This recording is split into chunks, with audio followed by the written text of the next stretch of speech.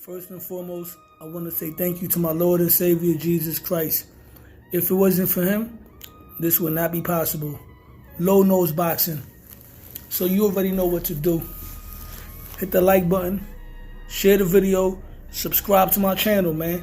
Let's get me to 1,000 subscribers already. So what I'm going to talk about right now is the new money division in boxing.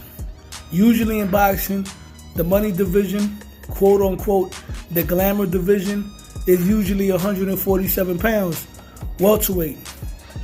For years and years, the welterweight division has always been the glamour division in boxing. You know, Sugar Ray Leonard campaigned there, Wilfredo Benitez, Roberto Duran, Thomas Hearns, Pepino Cuevas, Floyd Mayweather, Manny Pacquiao, Miguel Cotto, Oscar De La Hoya, Felix Trinidad, Terrence Bud Crawford, Errol Spence, Danny Garcia, Jerron Boots Ennis, because I think he's going to be the top dog at 147 pounds. In fact, he is now that Bud Crawford moved up. But for the first time throughout my years of watching boxing, I could honestly say, based on my assessment, that right now the new money division in boxing is 140 pounds, which is one division south of welterweight. The junior welterweight division is the new money division in boxing. You got the kingpin on top, Teofimo Lopez, the lineal champion, the WBO champion up there. You got Devin Haney and Regis Prograis about to get it on this Saturday for the WBC title. You got Rolly Romero. I think he got the WBA belt. Rolly Romero is a popular fighter, despite what anybody might want to say about him. His name is all over the place. You got Ryan Garcia up there, another popular fighter, right? You got the IBF champion. You got Subriel Matias, La Boricua, pa que tú lo sepa. He has a big following right now. Subriel Matias is being spoken about throughout the whole YouTube boxing community. And everybody's saying good things about Subriel Matias. Right now, Subriel Matias is looking like everybody's favorite fighter's favorite fighter. You know, he's generating a lot of buzz. You got former world champion up there, Josh Taylor. You got Jose Ramirez. You got Arnold Barboza. Who else?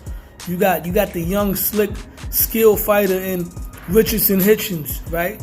You got Gary Antoine Russell. You got battle-tested Sandor Martin up there. You got some good fighters, man. You got some good fighters. Then we got Gervonta Tank Davis. Even though Gervonta Davis currently competes at 135 pounds, he's proven that he can compete at 140. He got a stoppage victory over a solid fighter at 140 at the time, Mario Barrios. At 135, we got Shakur Stevenson. Shakur Stevenson has the skill set to carry that skill set to higher weight classes, but he's not at 140 right now. What I'm going to talk about right now is the kingpin at 140 pounds, Teofimo Lopez, the takeover. Teofimo Lopez, right now, for me, I feel like he could use a better marketing team. Not a marketing team. He could use a better team as far as negotiating business, negotiating pays for his fights. He was recently lowballed and received the offer of 1.5 by Ryan Garcia. Mind you, Teofimo Lopez made 1.5 3 years ago against Vasyl Lomachenko. So that was a lowball offer, right? I believe he needs a new team as far as people to handle his business. But that's neither here nor there. We're not talking about the business. We're talking about the business where it counts, inside the ring. Teofimo hasn't fought since June when he defeated Josh Taylor, right? Teofimo Lopez, from what I'm hearing, he has the spear, the MSG spear, in Las Vegas, Nevada, currently on reserve for Super Bowl weekend. There were rumblings that it might be Ryan Garcia. But like I said before, Ryan Garcia made that offer. I don't think that fight's going to happen. We got Regis Prograis versus Devin Haney in December. Next weekend, in fact. And I don't know if the winner of that fight will be able to have a 2-month turnaround to make it to a Teofimo Lopez fight. Because it's not like Devin Haney is facing some tune-up that he won't take no punishment from. Same thing could be said by Regis Prograis. So the $1 million question is, who is going to get the Teofimo Lopez fight for Super Bowl weekend? An interesting choice that I would like will be Jose Ramirez. Jose Ramirez is a former unified champion. He's a solid fighter. He never been stopped. And as far as excitement goes, his style is the type of style that will play into Teofimo Lopez's counter-punching style. So it will make for an exciting fight. A fight where Teofimo Lopez will look his absolute best against a Jose Ramirez. But he got a lot of options. Somewhere down the road, I could see a potential Teofimo Lopez versus Subriel Matias fight. I believe Subriel Matias first needs to establish himself to the New York City crowd, to the New York City fan base. Get him a fight in New York against somebody like Adrian Broner or a Gary Antoine Russell or a Richardson Hitchens, right? And if Subriel Matias can get past that in impressive fashion, we're talking about Teofimo Lopez versus Subriel Matias, June, Puerto Rican Day Parade weekend, New York City, 2024 or 2025.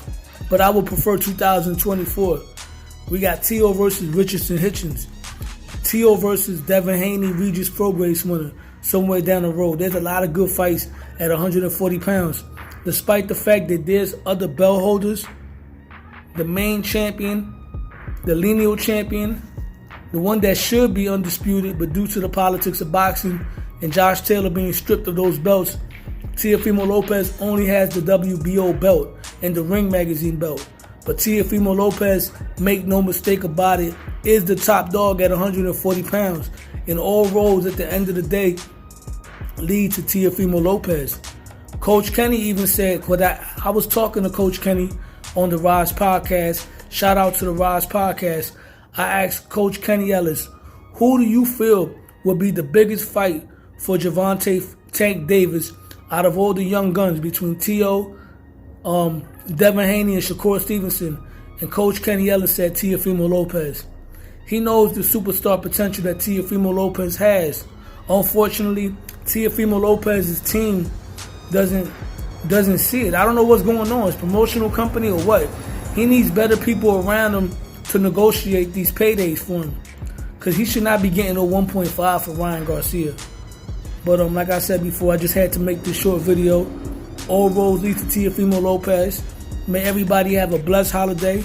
So with that being said, hit the like button, share the video, subscribe to my channel, Low Nose Boxing, because Low Nose Boxing, I'm out.